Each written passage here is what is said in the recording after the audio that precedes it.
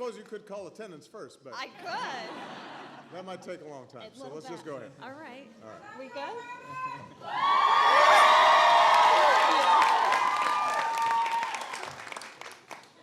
Wow.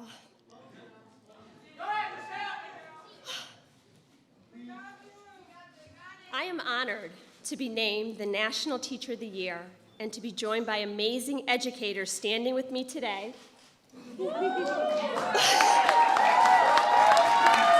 And teaching in classrooms all across the country.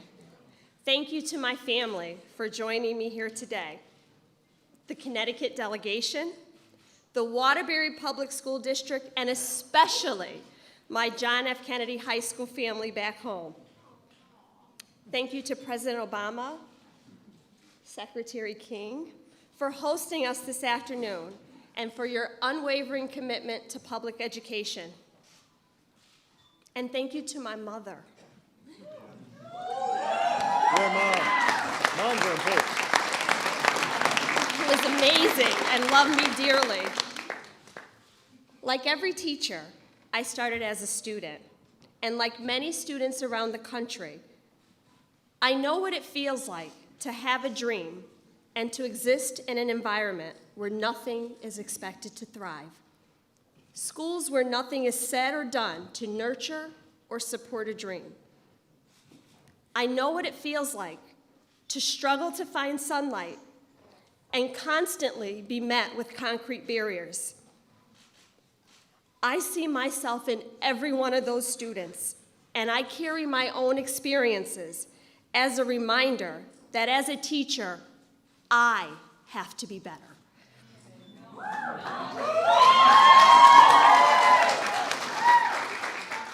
I have to seize every encounter as an opportunity to create a positive memory for a child.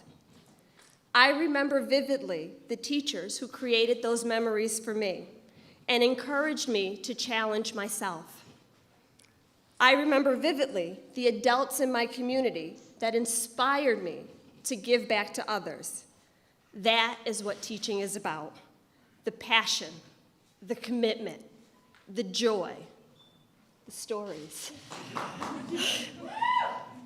As educators, we have a unique opportunity to share our empowering stories with students and communities and elevate this profession.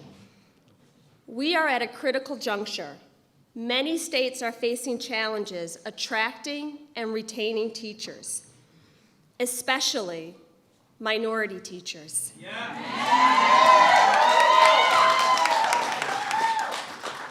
We must lead the charge and change the dialogue surrounding conversations about this profession. Teaching is about special moments. As amazing as today is, it's just one of many incredible moments I've shared with my students over the years. Those moments do not occur in isolation. I will make this year about bringing classrooms into communities and communities into classrooms, creating moments and starting a national conversation about how we can all be better for kids. This is not just about the students in my classroom or your classrooms. This is about every person who has a vested interest in our children, our future, and our world. Everyone has something to contribute, but we cannot do it alone. Find your gift. Tell your stories. It truly does take a village. It is now my privilege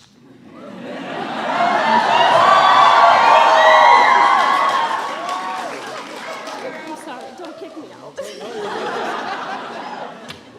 To introduce to you someone who understands everything I just said. The President of the United States, Barack Obama.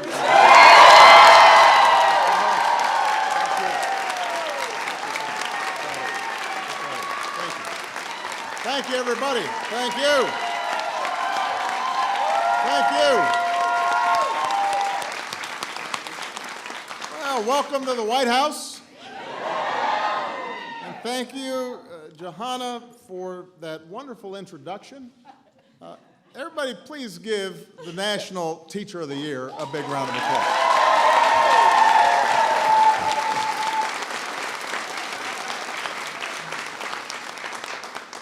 It's a little surprising that she got this award because you can tell she's a little shy and lacks enthusiasm. And yet somehow she seems to be performing pretty well in the classroom. Look at that smile.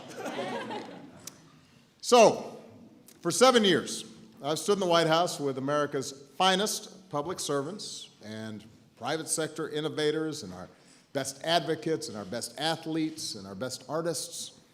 And I have to tell you, there are few moments that make me prouder than this event when I stand alongside our nation's best educators. You know, every year on this day, we say publicly as a country what we should be eager to say every day of the year. Amen. And that is thank you. That's what this event is about. That's why it's one of my favorites. It's a good day with all of you guys here in Washington to say thank you for the extraordinary work that teachers do all across the country. It's also, I guess, a pretty good day for substitute teachers because we got a lot of folks. We got a lot of folks playing hooky today. This is a school day. Yes. This is a learning opportunity. It's a field trip. Yes. Now, among our country's best educators happens to be our Secretary of Education, Dr. John King, Jr.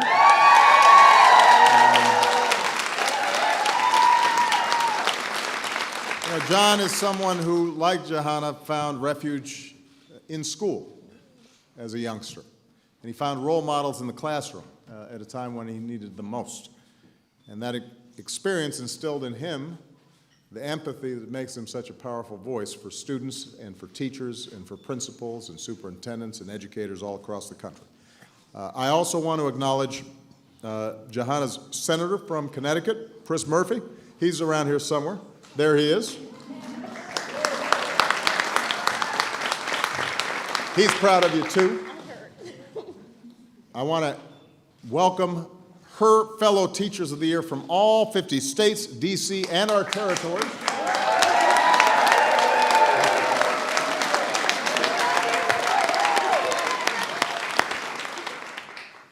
And we want to welcome the hundreds of distinguished educators from all across the country that have joined us this afternoon. So, thank you. I figured this is the last time I was going to do this, so I want to invite as many of you as possible. Because you are people who are inspiring at every grade level, who are opening minds to math and music, to basic literacy, but also classic literature, to social studies and science, Spanish, and special education. You know, in their daily lives, the men and women who teach our children fulfill the promise of a nation that's always looking forward, that believes each generation has a responsibility to help the next in building this great country of ours and making the world a better place. President Kennedy said, "Our progress as a nation can be no swifter than our progress in education." Now, the school where Johanna teaches happens to bear President Kennedy's name, and it's fitting then that the perspective, the approach that she brings to the classroom suits the philosophy that he articulated. This is what Johanna said about how she approaches her responsibility. It doesn't matter how bright a student is, or where they rank in a class, or what colleges they've been accepted to, if they do nothing with their gift to improve the human condition. And Johanna cares about the example she sets as much as the exams that she scores. What,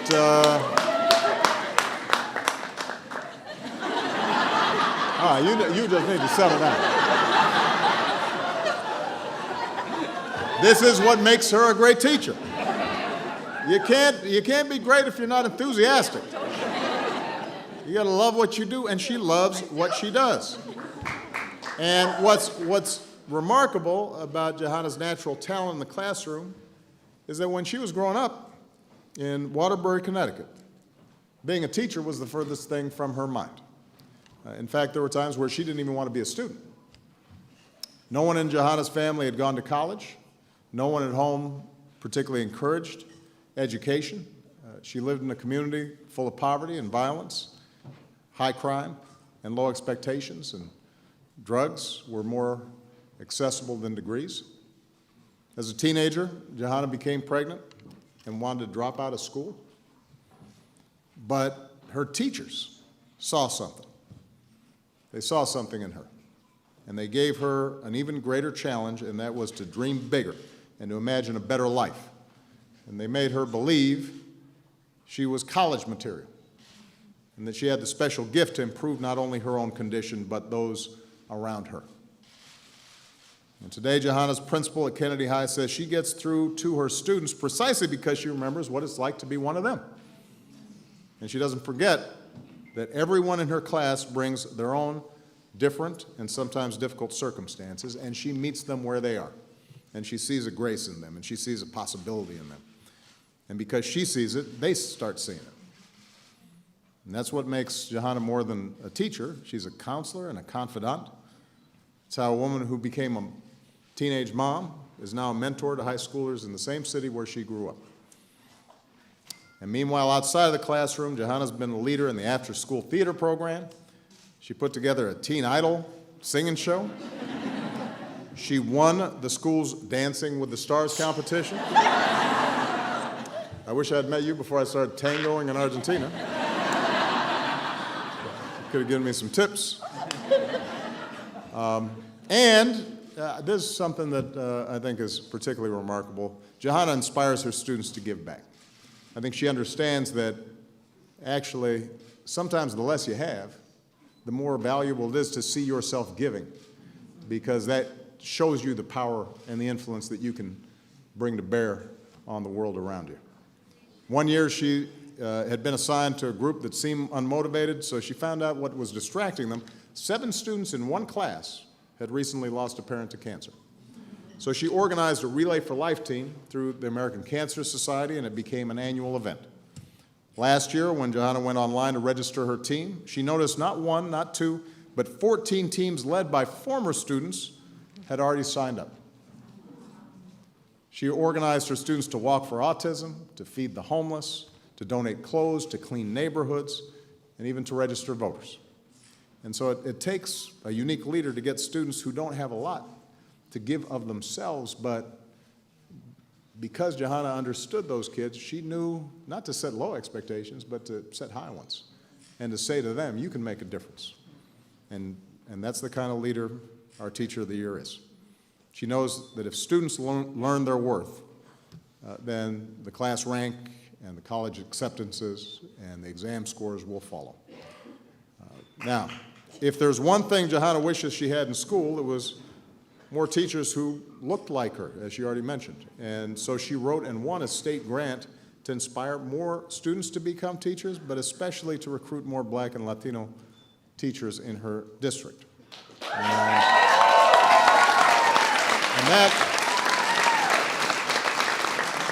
that's important.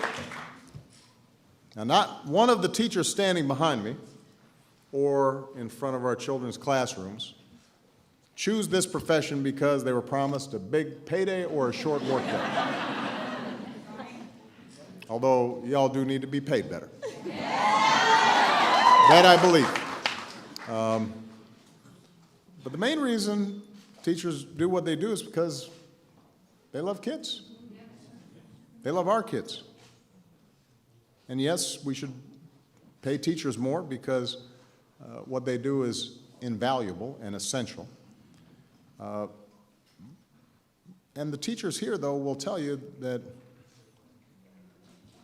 what would be most helpful, in addition to a little financial relief, would be people understanding how important the work you do is. And to appreciate it. and not take it for granted. And so part of the reason this event is so important is for us to be able to send a message to future generations of teachers, to talented young people all across the country, to understand this is a dream job, that this is an area where you will have more influence potentially than any other profession that you go into. This is a profession where you have the potential to make more of a difference than just about anything you can go into. So over the past 7 years, we've looked at every element of our education system with an eye towards boosting the teaching profession. And thanks to our educators and the opinions you've voiced and the leadership that you've shown, we've come a long way since we came into office. One of the first things we did in the middle of the worst economic crisis in generations, when states and cities were slashing budgets, was to keep more than 300,000 educators in our kids' classrooms. That was part of the Recovery Act. We've taken the first steps towards making sure every young person in America gets the best start possible. And keep in mind that in 2009, when I started here, only 38 states had their own preschool programs. Today, all but 4 have. We've expanded Head Start programs for tens of thousands of kids who need it. We've made turning around America's low-performing schools a national priority. The year before I took office, 1/4 of our high school students didn't graduate on time. More than 1 million didn't finish high school at all. And today, high school graduation rates have never been higher. Dropout rates have gone down. We're transforming hundreds of America's lowest performing schools. We're also bringing new technology and digital tools to our classrooms to modernize and personalize learning. 3 years ago, less than 1/3 of all school districts could access high-speed internet, and a lot of low-income communities were left behind. Today, 20 million more students, and most of our school districts have fast broadband and wireless in the classroom. And by 2018, we're going to make sure that we reach the goal I set: 99% of our students will have high-speed internet.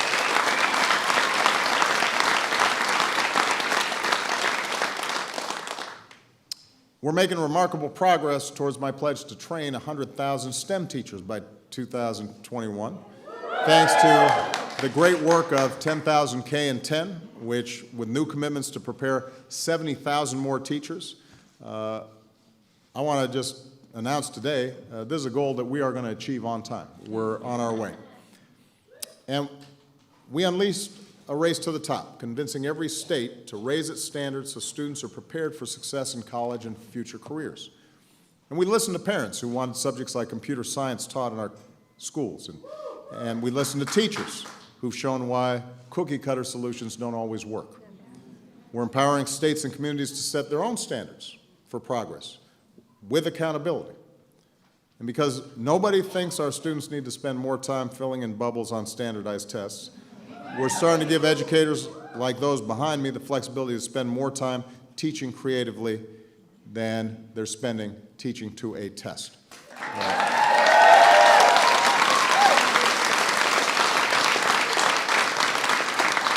Now, that doesn't mean that all our problems are solved. You know it better than I do. In too many states, we are underfunding public education. And it is the job of state legislators and of governors to recognize that the well-being of their state and their communities and their families and their kids requires them to step up. In too many school districts, we still have schools that, despite great efforts by a lot of great teachers, are still not getting our kids prepared the way they need to be prepared. And we've got to be willing to be honest when something's not working and say, all right, let's try something different. And sometimes we won't necessarily get it right the first time. But the reason I think, I want to bring this up, this wasn't in my prepared remarks, but I think it's important. So often now the debate swings back and forth. You got some folks who say resources, money don't make a difference, and the problem's all the teachers' unions, and they want to break up the schools, and they think vouchers are all the answer, or some other approach. And then on the other side, you've got folks who just know that argument is wrong, but too often sounds like it's just a defense of the status quo. And the fact of the matter is that we do have to do better in too many of our schools. We need more teachers like this in all of you. We've got to make the profession more attractive. We do have to have accountability in the classroom. That doesn't mean forcing you to teach to the test, but we've got to come up with measures that are meaningful so that if somebody doesn't have the skills that a Johanna or these other teachers have, that they can start developing it and we know what to look for. We've got to make sure that we're setting our sights high. And although I am very proud of the work that we've done, I know we're not there yet. And we may have replaced No Child Left Behind, which was a relief for a lot of folks. Yes. But the absence of something that wasn't working as well as it should is not the presence of the kind of work that remains to be done. So in our country, it's a little harder than some other countries because we got diverse populations and we got folks coming from different backgrounds and starting off, in tougher circumstances. But our Teacher of the Year here stands as proof that you can't set expectations high enough for our kids. There's magic in those kids. We just have to find it. We have to unleash it. We have to nurture it. We have to support it. We have to love them. And then we have to tell them, precisely because we love you, you're going to work harder. And you're going to do better. And we're going to stay on you. That's what we have to do. And we can't just leave it to the teachers. Because if our notion is we drop off our kids and then the teacher's doing everything and then our job's done, it's not going to work. So, this is why my administration launched Teach to Lead, to give teachers a greater voice in the policies that affect them every day. And I'm going to close by just talking about a letter I received at the beginning of this school year from a teacher in Central Virginia named Danny Abel. There's Danny. There's Danny. There's a reason why he got a good spot, because he knew I was going to talk about him. So Danny asked his students if any of them wanted to be a teacher when they grew up, and no one raised their hands. And that worried him. So he wrote me to ask what I'd say if one of my daughters told me she wanted to become a teacher. And I mean this. This is the God's honest truth. If Sasha and Malia want to be teachers, I will tell them I could not be prouder of what you've done.